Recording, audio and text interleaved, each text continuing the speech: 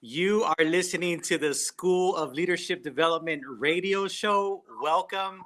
I'm your host, Angel Vallejo, here to love, serve, and transform business and life.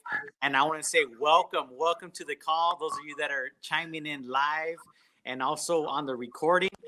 Today is an amazing day, and leadership is in you. And I believe in you. We believe in you. And I have a special guest speaker today, Miss Maria Luchsinger, and she's known as the Joyful Career Strategist. She helps women create financial freedom so they can live joyful and fulfilling lives.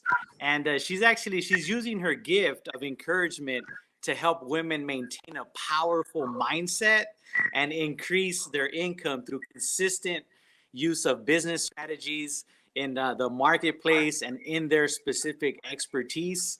And as for her many years of professional work in business and also in education, she founded the Women's Career Transformation Network. And she's also an Amazon bestseller. She wrote the book, How to Get Your Joy Back, a women's guide to midlife career transformation.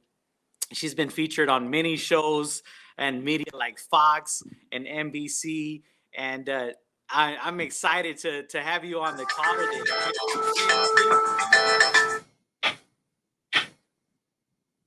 Sorry. Yeah, it's okay. Can you hear us okay? Yeah.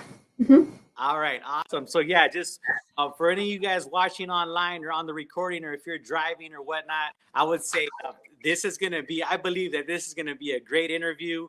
Take notes, grab your pen, grab your pencil, grab your notepad.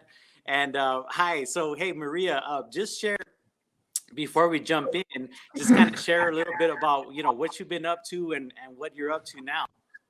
Okay. Well, you said you were talking about relationships today, or this week, and leadership. And so, besides business owner, I'm also a teacher, like you said. But I'm a wife, a mother, a grandmother, and I love to have adventures. I've been up in a hot air balloon. I play the piano, and I love to travel. So, kind of an adventure girl there. Yeah, that's great. And so you have quite an extensive background. I know you've written several different books, and you've been featured on these different media channels. And so where are you originally? Where are you at now? I'm in Washington State. Okay, you're in Washington And, State. yeah, in Washington, near Seattle. Yeah. And, Okay. on the media, my book was able to be in the media on the Fox and the NBC because it was in their media. I wasn't actually on their TV show, but my book was in their media. Yeah. And I have also written a children's series of books called the Sammy the Centipede Books for Children at sammythecentipede.com. So I take all of my experience, because I've been in business, in the commercial and residential escrow.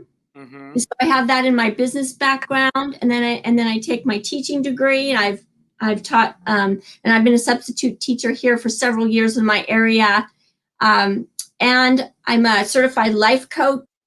Well, I have a real estate license, so I take all of my background. It is my to help women make more money, live with joy, and do exactly what they want. That's my goal right now. So with my programs and my books, I'm focusing right now, I'm focusing on women in small business and women who maybe want to transfer out of corporate. They're ready to they really want to do something that's meaningful to them right now in their work. And that means they might want to pivot a little bit, maybe add a stream, or they're like, okay, I've lived a long time. I know a lot of things. I'd like to start a business.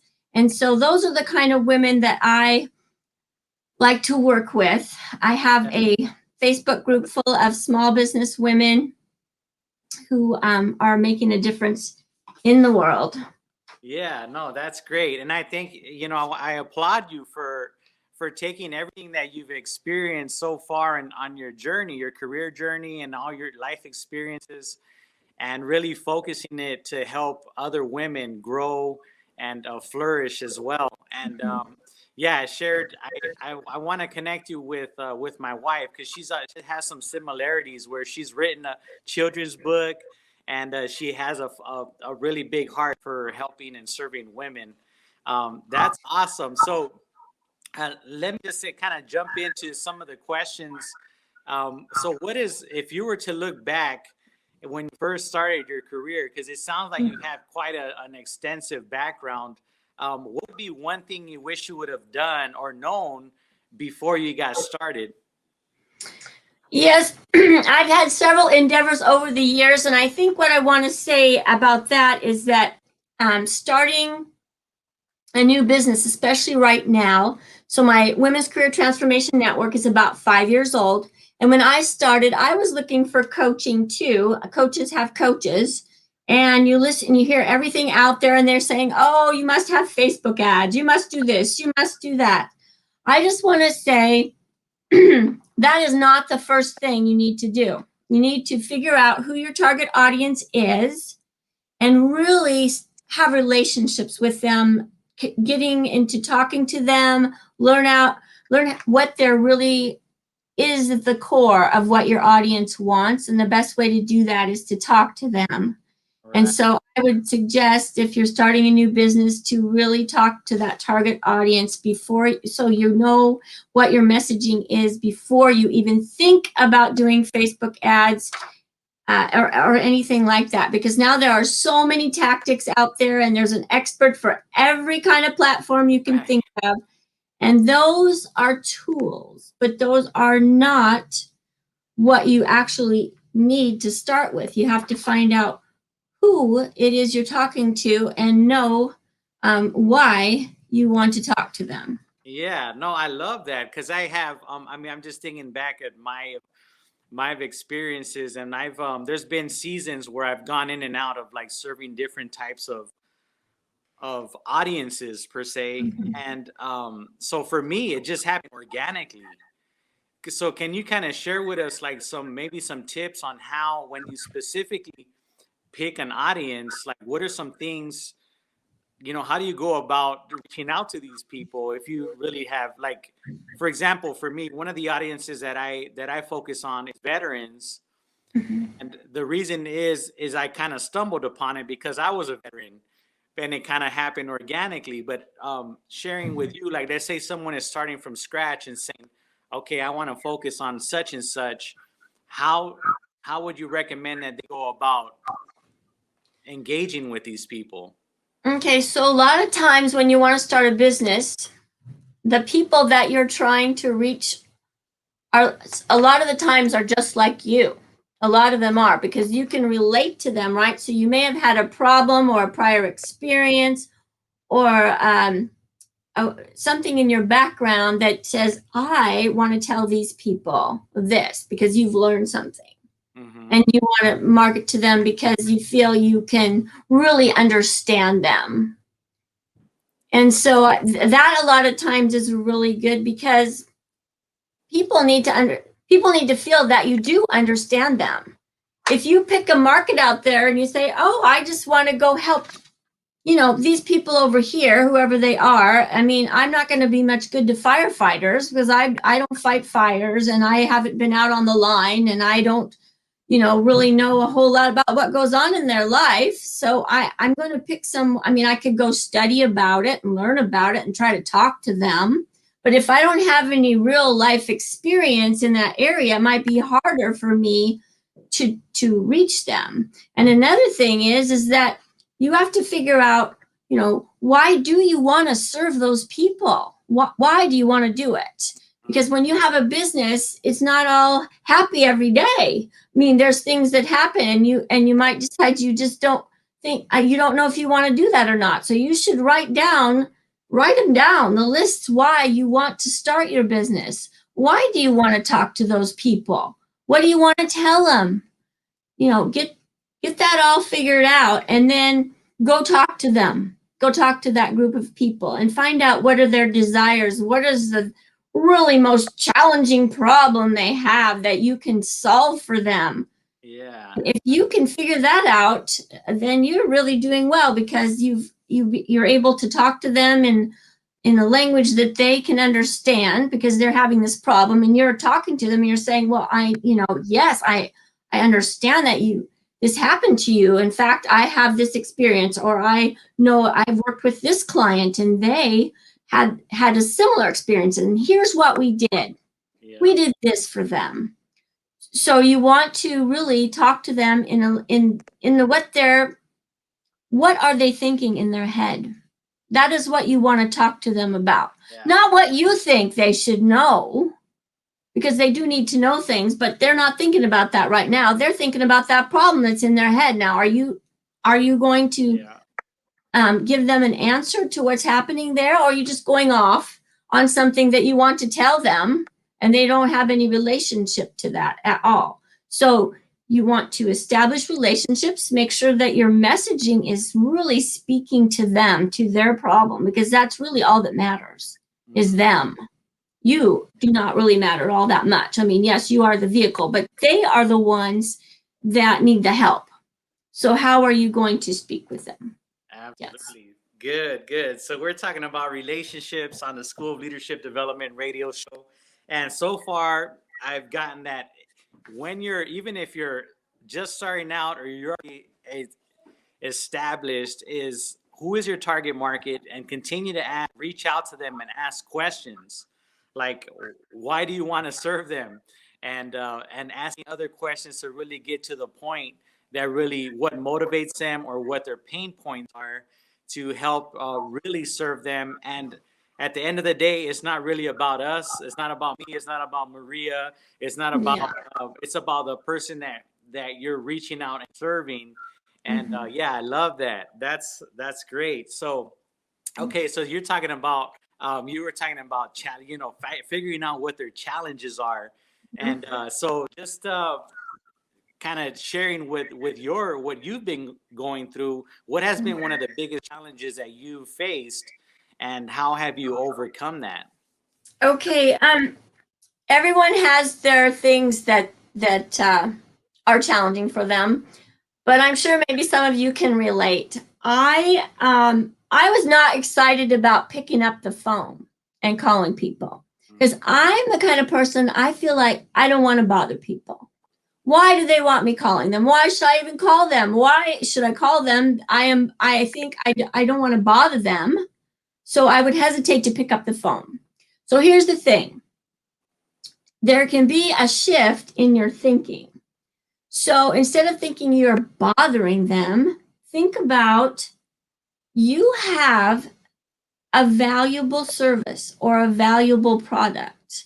And by speaking with them, you are giving them an opportunity to benefit from your service or your product. So now there is a shift in thinking. So why wouldn't you want to pick up the phone and talk to someone about the ways that you can serve them? But what makes it easier, because I'm not really a big fan of cold calling, what I do is I try to establish a relationship with them first. Maybe you do it online. Maybe it's through your email list. Maybe you message them. You're on some social media platform. You've talked to them, and you decide that you've talked enough on there that you might say, well, hey, would you like to jump on a 10-minute call? I have an idea I would like to run by you. And then they're like, oh, okay, fine. So now you've taken it offline, you've taken it from online to offline, so you can actually have a conversation. And they know they're not going to be spending an hour with you, because you said you had an idea you wanted to run by them and you just wanted 10 minutes of their time. So they're more apt to pick up the phone. And then if you're doing follow-up, follow-up is big, but you've probably been at a networking meeting. You've been at the Chamber of Commerce or the somewhere you've run into them. and you've got their name and their phone number. So when you call them back, you say, hey, I met you the other day at that meeting, and I remembered that your children, you had like 2 children, and one of them was going off to college, and we were talking about how it's empty nesting time and how's that working, and then you kind of roll into that conversation, and then you might find a way that you have common ground, you have rapport then. Yeah. And then you might be able to talk about how are your businesses, how are they similar? How are they different?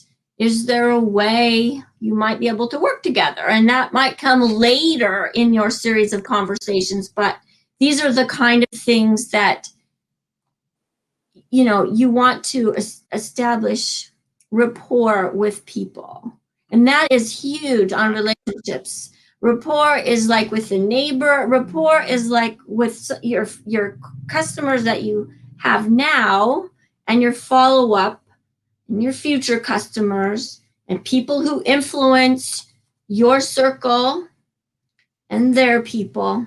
So really, it's all about relationships. You're talking about relationships today. Business is relationships. Social media are tactics. Yeah. Twitter and, Facebook and Instagram and on and on and on.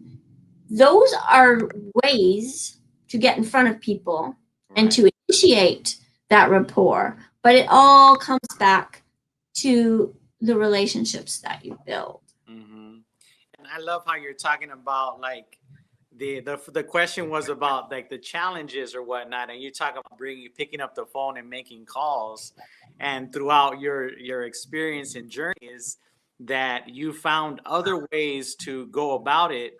And yes, you still make the phone call, but you go about it differently than just completely cold, like you were saying. Like you start by building a relationship, and then different avenues. And the conversation it's important in relationships and in business to have conversations. And sometimes they're over the phone. Sometimes with technology, they're over text messages or instant messenger or social media. And I love that. And so how you've overcome it, from what I hear you saying, is that you found different ways and avenues to build a relationship with a person, and you still communicate with them by any means, but it doesn't necessarily have to be by making a call, right? No, it doesn't have to be. It's good if you do that. It is good to do that. And some people are just love that. They just get right on the phone and, off they go. And I think there's a time for that. I mean, you can definitely, pick up the phone. But for me, it's more like when I'm picking up the phone, I'm usually continuing on with some kind of outreach that I've done already. Or if it is cold, then I'm calling for a reason. I have a reason to call, and also because that mindset is really important, because if you go into the call thinking that you have a benefit and a service, then your conversation and the way that you approach that call is going to be different than if you think, oh no, I'm going to bother them, because your tone and the way that you approach that call is going to be different, because mindset really plays a big part in our business. And that is a whole nother episode right there. Yeah. But yes, it makes a big difference how you are thinking about yourself and your business when you do business. Oh, that's good. That's really good. And for me personally, I love making phone calls. And just recently, it kind of reminded me of, I'm working with a group of individuals in my area, and a lot of them I can't get their phone numbers. So I'm taking it back old school. One way I want to let all our listeners know is that making a call is good. You're going to set yourself apart by making a call, because most people, they don't want to overcome that limiting belief that making a phone call is bothering somebody. So yes, make the phone call by any means. But if you can't, there's other ways to do it. In person is the very best. Mm-hmm. And so just recently, I have a list of people that I'm serving in my area, and I'm actually going out and knocking on their door. So in the real estate business, that's kind of normal. But because of social media and all these other channels, most people are not doing that anymore. They think that's like old school style of business. And it still works. I'm letting you know right now that I have proof that it works. And I'm sure Maria's probably done this in the past as well. But at the end of the day, is whatever avenue that we're going to use is, I think the main key is to build the relationship. The earlier you can build the relationship, the better, and continue to serve and have them in mind instead of your own personal goals or whatever in front of you. It's about serving them and not just serving about your own personal needs.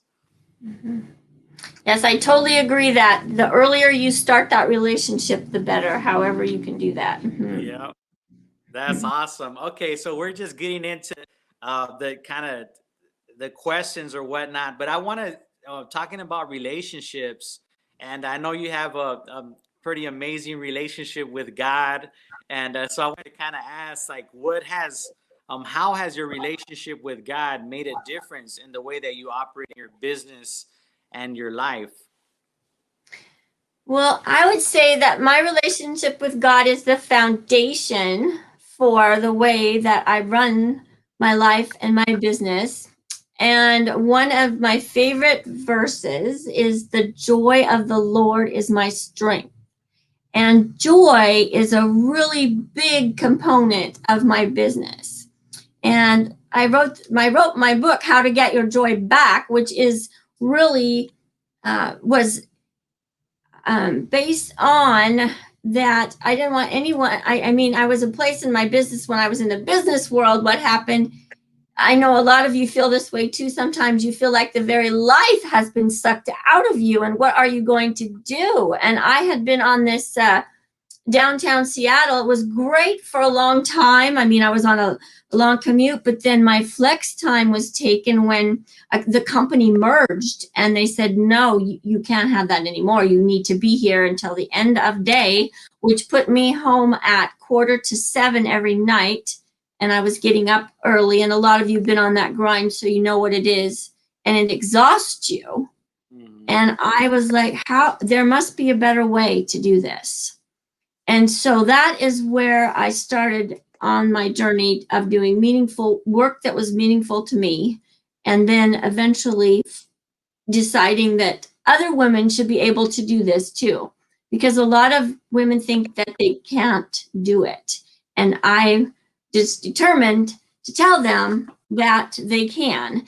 And joy is a big part of successful life and business, and the Lord is my strength and foundation. So that's how important it is to me. Yeah. Yeah, no, that's great. And it's just the whole idea of joy is just like because in the marketplace and in the movies and everything, a lot of people talk about happiness and this whole like pursuit of what makes you happy. If it's not making you happy, why are you doing it? And when I hear the word joy and the whole idea of, if you look into it, it's like a whole nother level of goodness. And it's so it's just, I love it. And finding that and being able to express that in all that you do, and it totally comes across in your conversation and your persona that that's what you're all about. And why not? Why wouldn't you be in the area of work, especially with work? Because when it comes to work, we're spending the majority, at least the most people are spending the majority of their time working. And if you're gonna do that, you might as well have fun while doing it and really feel fulfilled and significant in what we're doing. So thank you.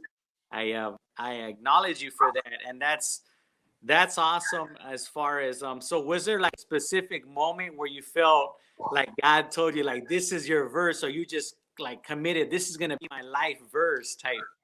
Was there? Well, that's one of the verses that I really hold dear. Yeah.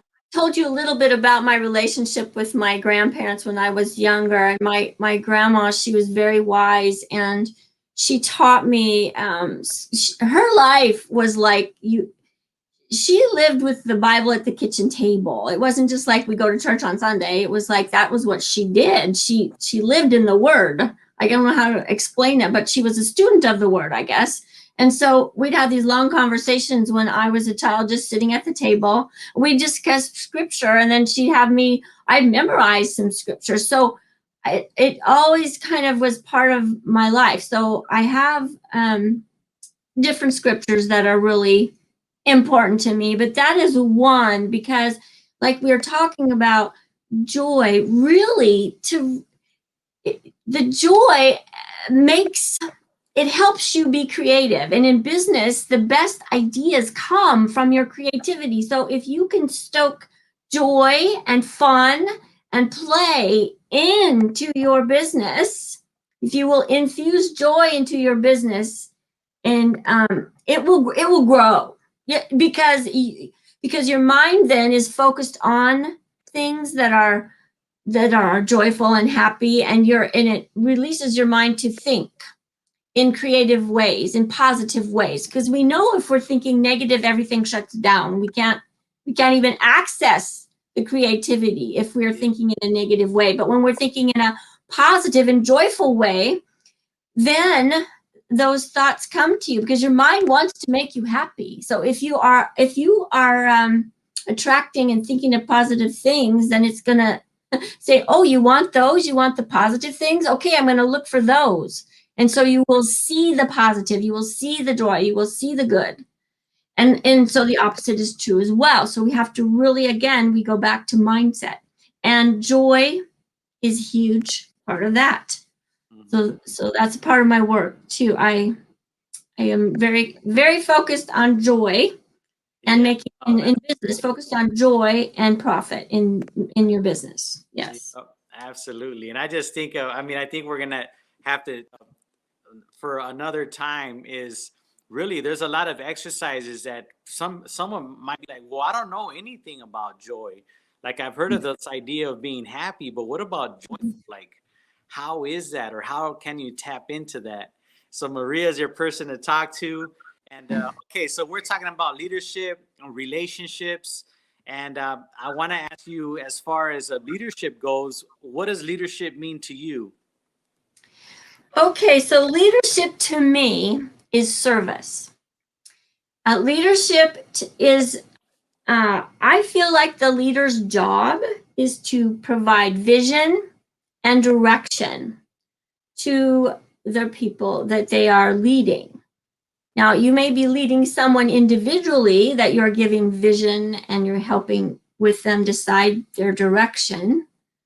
But if you have a team, then I believe that the leader's job in a team is to help them collaborate for the best of the team, or the best of the organization. So I see it more as a servant rather than this top-down thing. Oh, I'm the leader, and you are my people. I see it more as a partnership, and you as the leader are providing that vision with the help, with the input of your team. Because then you get, what I love this word, you get synergy. When you have a group together, or even two or more people, you will have synergy, which means that you are getting ideas and things from more than you can just get by yourself, because you have that input. So leadership directs collaboration, synergy, and vision for the team, the company. That's awesome. Thank you. And I'm taking notes down here. And I've made it my mission to help people understand that, because I've come across the majority of people that I talk to, they think leaders are, like how you were saying, top down, people that are just on their top organizations. And but at the end of the day, if you're up to if you have a job, if you have a business, if you're a father or a mother or a daughter, everyone has leadership inside of them. Mm. And I'm on this mission of letting people know that they are leaders too. So a lot of times it's people, oh no, that's not for me. That's for somebody else that's supposed to be in that position. But the reality of it is, I've experienced that there's that we all have leadership qualities. And Maria she hit it right on the nub there with service is being a servant and not trying to be on top, just saying, hey, how can I serve you? And that really, one of my mentors told me that if you want to set yourself apart from everybody, be a servant and Mhm. find ways to serve. And that, Mhm. I mean, that right there, you can take that and run with it to the bank, because Mhm. set you anyone apart. Because most people, they're too busy with their own lives, and won't even spend the time to say, hey, yeah, let me go put half an hour into a call like the one Maria and I are on right now to serve you, the audience. And yeah, it's great because the we all have leadership inside of us. And I want to just say thank you, Maria, for reminding us about that and knowing that it does take vision and direction. And I Mhm. love the idea of synergy, Mhm. because that takes it to a whole nother level It of does. of getting the results that you want to get out there. Awesome, good stuff. So how can our listeners find you online, and any other tips or tidbits that you want to give before we end the call? Just one more thing on synergy. I do love that, because you can find ideas that you never would have thought of before. But if you're running a team and you use that approach, then everybody has a say. And when you have a say in what is happening, you are going to get better outcome for your whatever you're doing, because they feel heard and they feel like they have contributed into that project or whatever that is. And so it's going to really bring people together. Usually it does, because you have everybody putting in their idea. So, and your people can find me at joyfulcareerdesign.com. That is my main website where I have everything that's going on with me, but you can follow me everywhere. I'm on Twitter. I'm on Instagram at maria.luchsinger. I'm on Facebook, Maria Luchsinger. So if you just Google my name, you can find me. But I would love to talk with you. If you go to joyfulcareerdesign.com, there are links there, and there's a link where you can have a business breakthrough conversation with me, and I would be happy to talk with you. You can just click a link. You can find a spot on my calendar, and I would be happy to talk to you. That's Thank great. you so much, Angel. Well, thank you, Maria. And yes, I encourage all of you to connect with her, reach out. And Maria, thank you so much for taking some time to invest in yourself and in others. And yeah, I'm looking forward to future relationship. And I'm definitely sending my wife your way. And everyone listening in, I want to say thank you. Thanks again. This is the School of Leadership Development radio show with your host, Angel Vallejo. You have a great rest of your day. You have leadership inside of you, and we'll see you next time.